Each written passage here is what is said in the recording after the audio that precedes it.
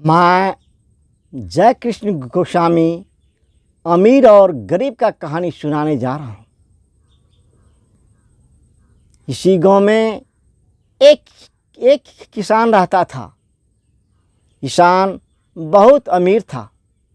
किसान के पास दो लड़का था।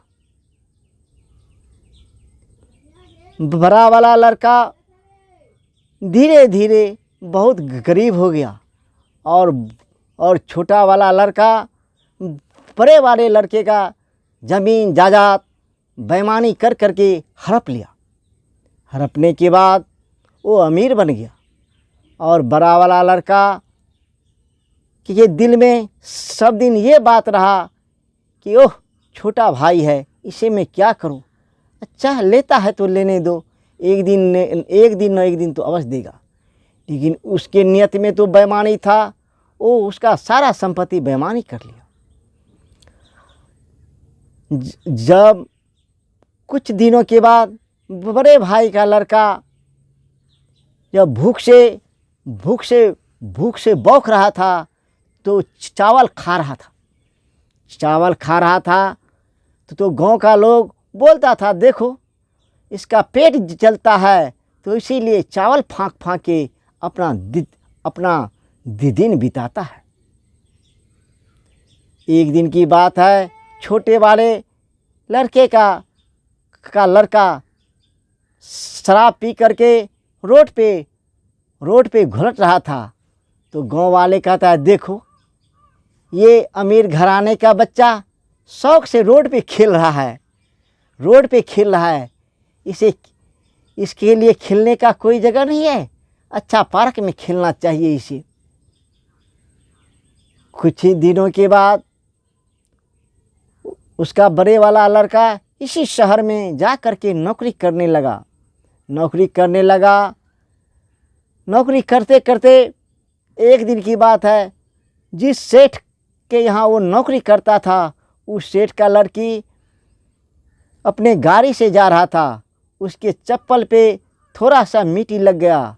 उधर से दौड़ता हुआ आया और उस नौकर को बोला, ए क्या देखते हो, मेरा चप्पल साफ कर दो।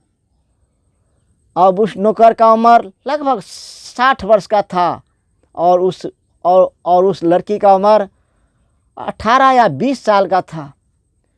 वो नौकर बोलता है, हे मालकिनी, मैंने तो आपका पैसा लेता हूँ आपका काम करने के लिए, इसलिए तो आपने मुझसे चप्पल साफ करवा ले या कपड़ा धुलवा ले।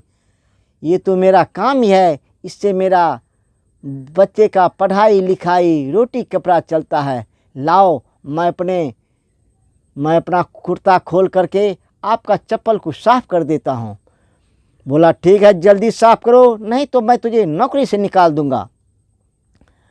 वो बेचारे बूढ़ा आदमी अपना कुर्ता खोल करके उसका दोनों चप्पल को साफ कर दिया। साफ करने के बाद वो लड़की अपने बाज़ार को चला गया घूमने के लिए।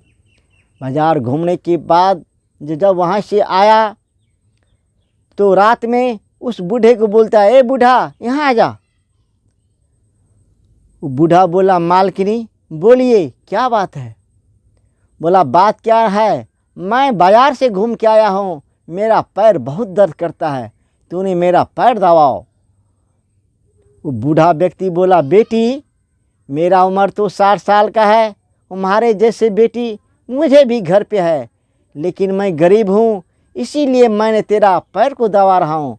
बोला, ये बुढ़ा पैर दबाना है तो दबाओ, नहीं तो मेरे यहाँ से दफा हो जाओ, नहीं तो मैं अपने बाप को कह करके तुम्हें नौकरी से निकलवा दूंगा। बूढ़ा ने बोला, बेटी निकलवाने का कोई ज़रूरत नहीं, मैं तेरा हाथ पाँव सब दबा देता हूँ। वो बूढ़ा उस लड़की का हाथ पाँव दबाने लगा। हाथ पाँव दबाते दबाते बूढ़ा उसी रूम में सो गया। अब ऊपर में बिस्तर पे तो लड़की सोया हुआ था और नीचे में वो बूढ़ा सो गया और रूम खुला ही रह गया। इतने में उसका माँ आया और उस रूम में झांकने लगा तो उस बूढ़े को सोया हुआ नीचे में देखा और अपने लड़की को ऊपर में सोया हुआ देखा। ये बात जा कर के अपने घर वाले से बोला, देखो ये बूढ़ा नौकर आपके बेटी के इज्जत के साथ खिलवाड़ करता है। बोला क्या हुआ? वो बूढ़ा नौकर जो है अपने बेटी के रूम में सोया हुआ है। उसका बाप दौड़ता हुआ आया और बूढ़े को नीचे में सोया हुआ देख करके उसे पकड़ करके खूंटे में बांध दिया और बूढ़े को इतना मार मारा कि उसकी बदन पे चाम न रहा। बूढ़ा हाथ जोड़ करके बोलता रहा, मालिक मेरा कोई गलती नहीं है, आपका बेटी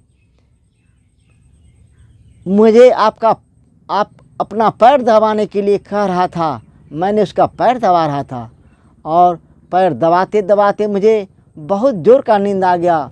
अब मैंने बिस्तर से गिर करके सो गया। इसका मुझे ठिकाना नहीं है, आप मुझे ना मारें। लेकिन उसका बाप इस बात को नहीं समझा, बूढ़े को मारते मारते अपने राज से भगा दिया। भगाने के बाद बूढ़ा रोड पे भीख मांग रहा था कि बाबू 2 पैसा दे दो, बाबू 2 पैसा दे दो।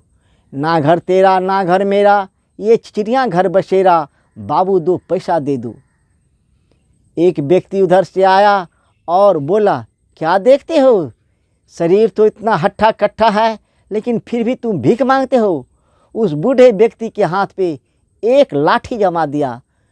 बूढ़ा हाथ झाड़ता हुआ चल दिया और बोला, भगवान तेरा भला करेगा, जाओ भगवान तेरा भला करेगा। बूढ़ा भीख मांगते मांगते कुछ दूर आया और उसी रास्ते से उसका भाई जा रहा था। उसका भाई आपस में बात कर रहा, देखो किस्मत का खेल, मैंने कितना बड़ा अमीर और आलीशान हो गया और मेरा भाई देखो रोड पे भीख मांगता है। लोग ने बोला, ओ तेरा भाई भीख मांगता है तो तुम्हें बहुत खुशी होता है, लेकिन तूने तो भाई का संपत्ति खाता है, तुम्हें शर्म आना चाहिए। लेकिन इस बात का उसे कोई गम नहीं हुआ। वो बूढ़ा बेचारा भीख मांगते मांगते मर गया और वो बूढ़ा स्वर्ग चला गया।